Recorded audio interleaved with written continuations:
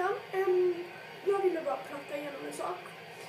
Och det är att jag har fått jättemånga mejl om att jag härmar Miss Lisibel, eller Lisa då. För att jag gör typ någon mer makeup challenge eller så här what's on my iPhone och sånt. Och alltså jag tycker det är fett elakt för att jag härmar ju inte henne för det.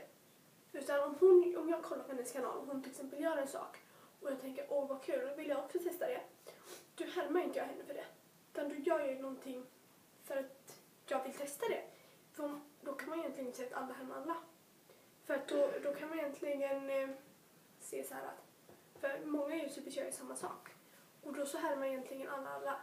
Så tycker det är fett elakt för hon är en jättesnäll tjej och sånt. Och jag härmar absolut inte henne. Och alltså jag blir uppriktigt ledsen. När jag får typ sådana frågor på ask hela tiden och sånt bara. Varför härmar du Miss Lisibel? Och sånt. Så jag tycker faktiskt att det är fett elakt. Och ja.